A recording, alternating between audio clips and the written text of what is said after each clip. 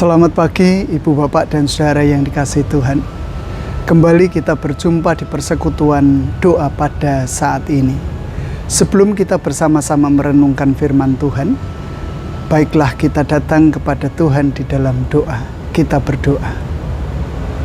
Engkau Allah kami yang hidup, Allah yang boleh kami kenal, kami sapa, kami sembah dalam nama Tuhan kami Yesus Kristus. Allah yang tidak pernah meninggalkan perbuatan tangannya atas seluruh ciptaan. Allah yang senantiasa menganugerahi kami dengan berbagai macam berkat yang boleh menjadikan kami kuat di dalam menjalani hari-hari panjang pemberian Tuhan hingga sampai saat ini. Biarlah saat ini pun kami bersyukur atas kehidupan yang masih Engkau berikan bagi kami. Bahkan saat semalam kami boleh menikmati tidur dengan nyaman, dengan nyenyak. Engkau menyelimuti kami dengan kasih-Mu. Dan pagi tadi Engkau membangunkan kami dengan kekuatan baru. Tentu itu semua karena anugerah Tuhan bagi hidup kami. Kami bersyukur. Dan di tengah-tengah keberadaan kehidupan kami, di awal kami hendak memulai aktivitas hidup kami, kami rindu akan sapaan Tuhan. Oleh sebab itu, biarlah Tuhan berkata-kata melalui hamba-Mu yang penuh dengan kekurangan, kelemahan, kerapuan ini, sehingga kami boleh bersama-sama menjadi kuat. Bersama-sama boleh diingatkan, boleh ditegur, boleh dihiburkan melalui firman Tuhan itu. Terima kasih Tuhan, menyerahkan waktu ini sepenuhnya untuk Engkau kuasai dari awal hingga sampai akhir. Hanya di dalam nama Tuhan kami Yesus Kristus kami berdoa. Amin.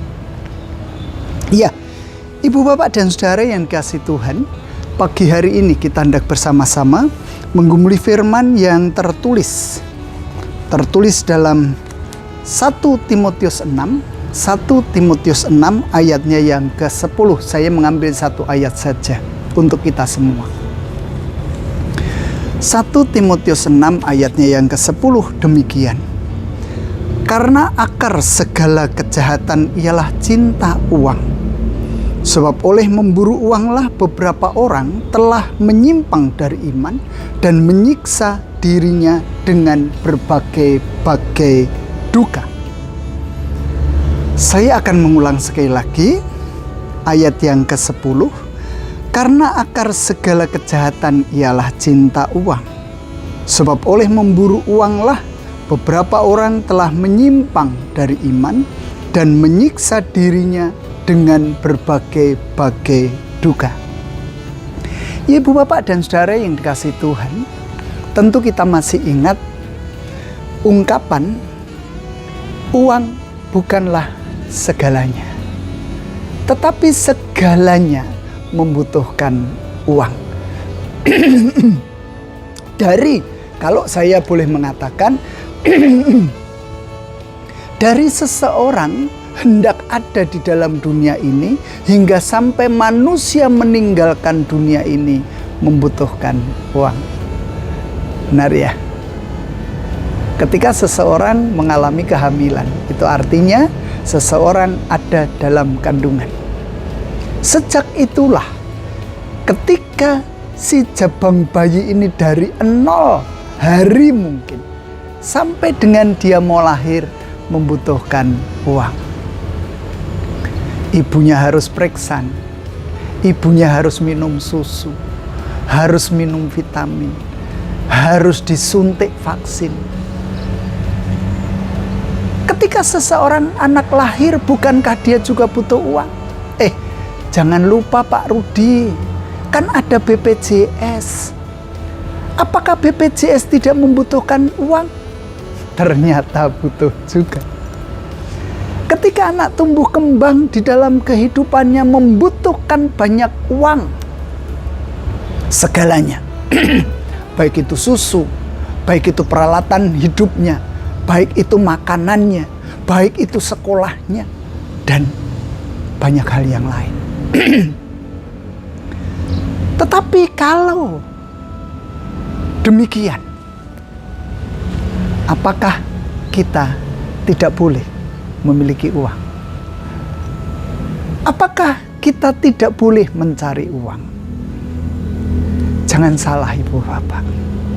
Kalau saya tadi mengatakan uang bukan segalanya, iya betul, uang bukan segalanya. Karena kehidupan kita juga tergantung pada Tuhan. Kita mempercayai bahwa Tuhanlah yang menghendaki segala sesuatu terjadi dalam kehidupan kita. Itu artinya tidak segalanya. Menjadi salah ketika kita menganggap uang adalah segala-galanya. Dan itulah yang diungkapkan oleh Rasul Paulus yang tertuju kepada Timotius ketika itu. Dan di sana dikatakan karena akar segala kejahatan ialah cinta uang. Akar segala kejahatan ialah cinta uang. Kita tahu bagaimana kata cinta itu sendiri. Yang namanya cinta itu kadangkala kalau cinta itu buta.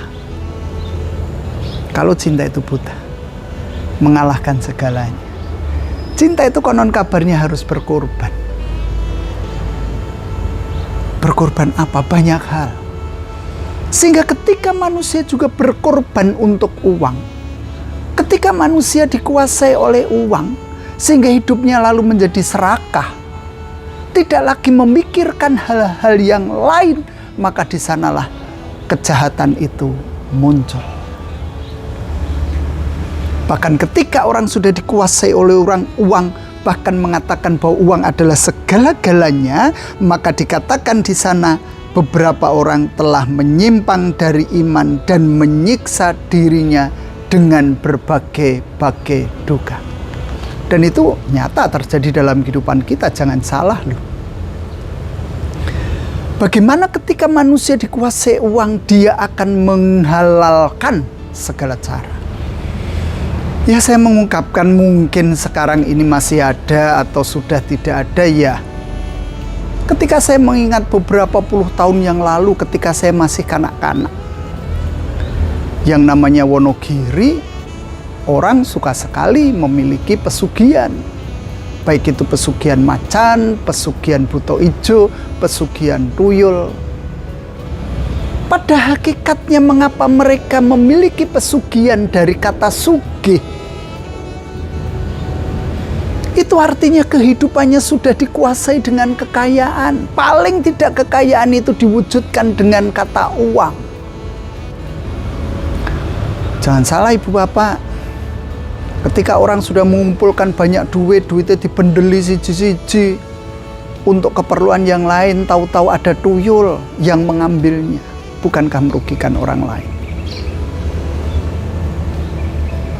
Ketika seorang segar bugar, tetapi karena orang dikuasai oleh uang, dikuasai oleh kekuasaan, maka dia mengorbankan keluarganya. Yang namanya macan itu mengorbankan nyawa orang. Belum lagi kalau yang namanya blorong, mengabdi kepada Nyai Blorong sehingga anak atau istri atau suami dikorbankan, harus mengalami kematian. Lalu bagaimana dengan tahun ini? Apakah orang juga dikuasai? Iya, jangan salah. Orang yang melakukan korupsi, bukankah itu juga dikuasai oleh uang itu sendiri? Kalau tidak dikuasai oleh uang, ngapain juga harus korupsi?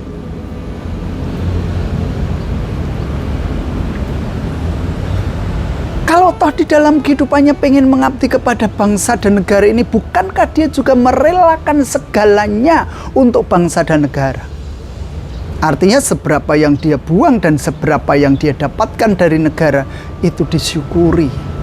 Tetapi kan tidak. Bahkan ada pejabat yang mengatakan harus korupsi, tidak bisa tidak. Supaya semuanya kembali dan bahkan bisa badi, bisa untung. Dalam bentuk yang lain, kemarin misalnya kasusnya Hoki di Sleman. Di Bobotsari saya mengatakan Hoki mencintai istri, mencintai anak, pengen membahagiakan mereka. Tetapi karena di dalam hidupnya, mindset di dalam dirinya sudah salah, dia dikuasai oleh uang itu, sehingga dia jambret. Bukankah mencelakakan orang lain, tetapi juga jangan salah bisa mencelakakan diri sendiri. Yang akhirnya mati kan? Ya, saya mengatakan antara salah tidak salah.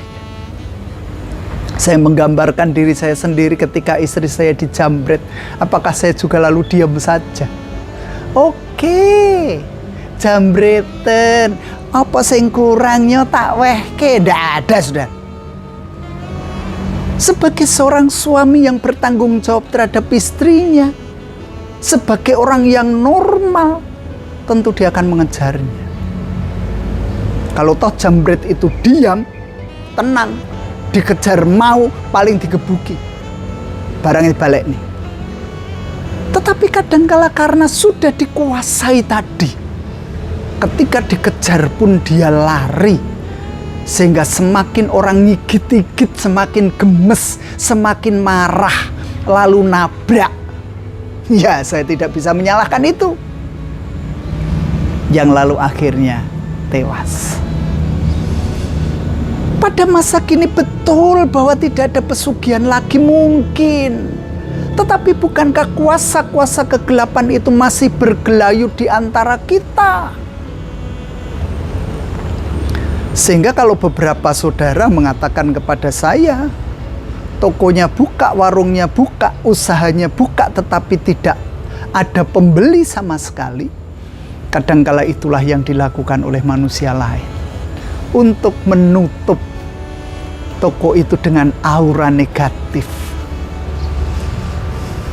Kalau sudah seperti itu, apa tidak bisa dikatakan bahwa dia dikuasai oleh uang? Dia tidak pengen orang lain itu berhasil. Tidak pengen orang itu memiliki duit, memiliki kesenangan, maka tak tutup. Biarkan kesenangan itu ada dalam diri saya. Dan kalau sudah seperti itu, bukankah dia tidak lagi memiliki iman? Dia menyimpang dari iman. Tidak lagi percaya kepada Tuhan. Karena mungkin di dalam doanya yang terus-menerus dia tidak akan pernah terkabulkan. Bahkan menyiksa dirinya. Ya, saya selalu memiliki pengertian bahwa orang-orang yang seperti itu tidak akan pernah tenang hidupnya. Yang korupsi ya tidak tenang. Ketika orang harus mengorbankan keluarganya berdarah-darah juga tidak akan pernah tenang. Karena kalau yang namanya macan, pesugihan macan, ketika dirinya mati, dia akan menjadi macan dan dia akan menumbalkan juga orang lain. Terus-menerus seperti itu. Dan jangan salah, ketika orang pergi ke dukun paranormal, harus diperbaharui. 40 hari diperbaharui, 40 hari diperbaharui. Atau bahkan mungkin 35 hari, selapanan dan seterusnya. Dan itu artinya menyiksa dirinya sendiri, tidak akan pernah bisa tidur nyenyak.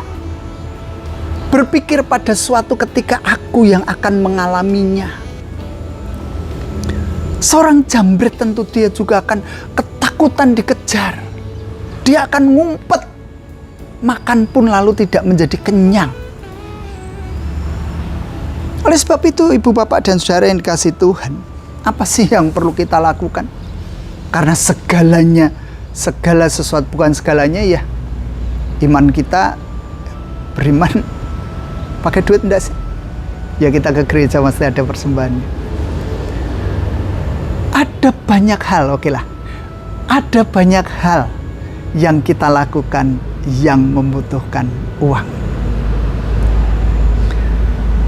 Tetapi ketika kita menganggap bukan segala-galanya karena masih ada Allah, percayalah bahwa ketika kita mensyukuri akan berkat Tuhan, seberapapun berkat itu kita terima dengan rasa syukur. Kita menggunakannya dengan kata cukup. Cukup bagi setiap kita tentu masing-masing. Cukup yang hidupnya 1 bulan 10 juta dengan yang 1 bulan 1 juta ya berbeda, tetapi cukup, kata cukup itu harus ada. Oleh sebab itu ketika Paulus mengungkapkan ini kepada Timotius, karena akar segala kejahatan ialah cinta uang, akhirnya saya katakan jangan serakah. Jangan mau dikuasai oleh uang itu sendiri, oleh kekayaan. Supaya kehidupan kita lalu menjadi tenang. Kehidupan kita selalu mengandalkan Tuhan. Kehidupan kita selalu berserah kepadanya. Karena yang mengatur segala hal ini adalah Tuhan sendiri. Jangan lalu ketika kita serakah, tentu kita akan memandangnya itu ke atas terus. Sekali-kali kita menundukkan diri. Ketika kita berada di tengah, untuk siapapun ya, untuk siapapun. Karena di atas langit katanya masih ada langit kan? Artinya orang yang sudah ada di sini, dia juga masih harus melihat ke atas. Karena tidak ada satu orang pun yang sempurna. Kalau orang mengatakan aku sudah kaya, masih ada orang yang kaya berikutnya. Tetapi ketika kita melongok ke atas terus, percayalah keserakahan itu akan terjadi dalam kehidupan kita. Kita tidak akan pernah puas akan hidup kita. Akan terus kurang. Tetapi sekali-kali tundukkan diri kita ke bawah. Ada banyak orang yang masih kekurangan di sana. Ada banyak orang yang bisa mensyukuri hidupnya walau dengan sedikit kekayaan atau uang. Dan kita belajar dari sana. Oleh sebab itu, supaya iman kita tidak menyimpang, lalu kita tidak menyiksa diri kita sendiri, jangan mau dikuasai oleh uang. Jangan mau kita dikuasai oleh keserakahan. Kita bersandar kepada Tuhan, mencukupkan diri dengan apa yang selama ini telah Tuhan berikan bagi kita. Mensyukurinya dan menjalaninya dengan tulus ikhlas. Yang seperti itu perlu dilatih dari hari ke hari hingga sampai kesempurnaannya. Karena Tuhan membuat kita, kalau kita menghitung secara matematika, tentu segalanya tidak akan pernah cukup. Tetapi ketika kita menghitungnya dengan iman, ternyata apa yang belum kita pikirkan pun untuk kita memenuhi hidup kita, Tuhan sudah sediakan. Tidak percaya? Buktikan sendiri. Saudara-saudara, saya akan menemukan itu semua di dalam hidup kita. Selamat berjuang, selamat berlatih, selamat berproses. Tuhan memberkati kita. Amin. Saat teduh untuk kita.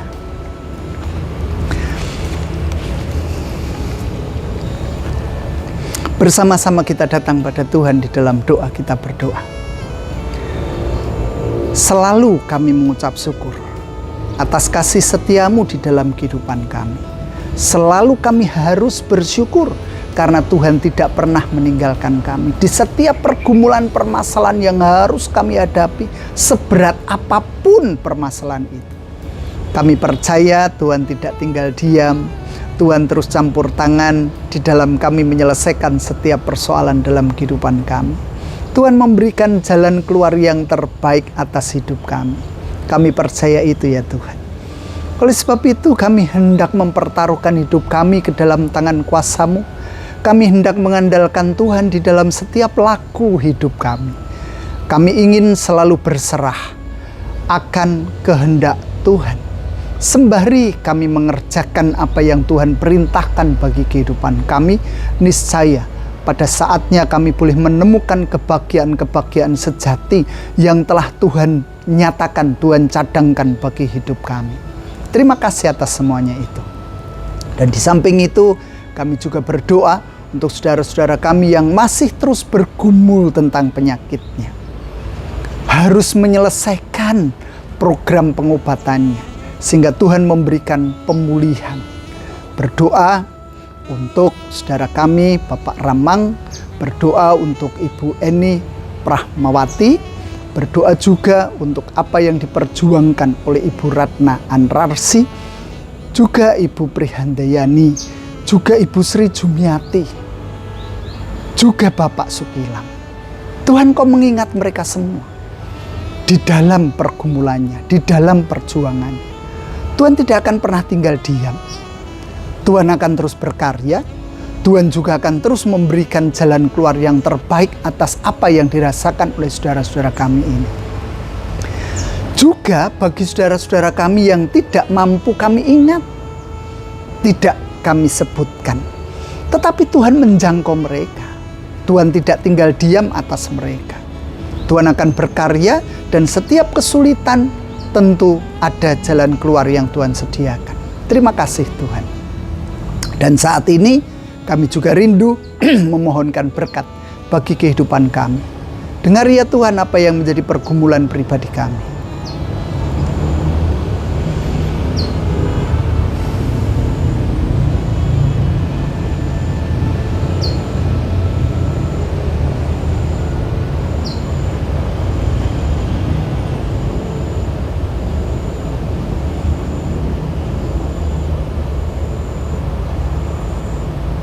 Bapa di dalam surga, kalau di tanggal 8 nanti kami juga hendak maju ke meja perjamuan kudus Tuhan. Biarlah firman-Mu ini juga untuk pengingat kami, untuk kami mempersiapkan diri maju ke meja perjamuan kudus Tuhan. Sehingga dengan demikian kami benar-benar layak untuk maju ke meja perjamuan kudus, menerima kuasa perjamuan kudus, menerima perubahan-perubahan di dalam kehidupan kami. Terima kasih Tuhan. Ampuni dosa pelanggaran kesalahan kami, dan sebentar kami juga hendak mengakhiri persekutuan ini. Tuhan akan mengiring langkah perjalanan kami selanjutnya. Inilah seru doa permohonan kami, rasa syukur kami yang kami naikkan demi nama Putra-Mu yang tunggal, Tuhan kami Yesus Kristus. Amin. Demikian Ibu Bapak Saudara yang bisa kita lakukan bersama pada pagi hari ini. Biarlah Tuhan memberkati kita semua. Amin.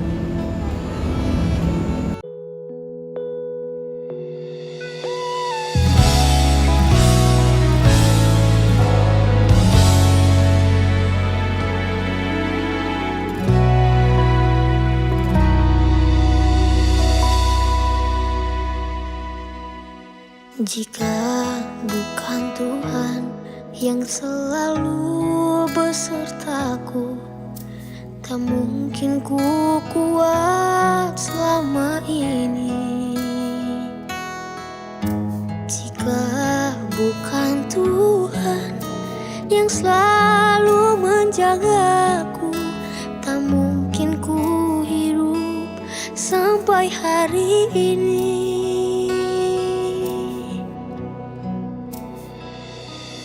Ku bersyukur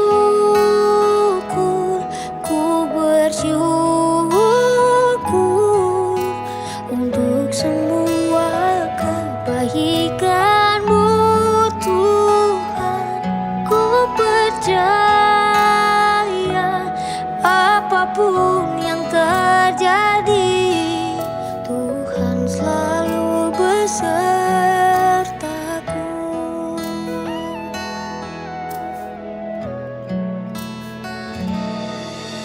Jika bukan Tuhan yang selalu besertaku, tak mungkin ku kuat selama ini.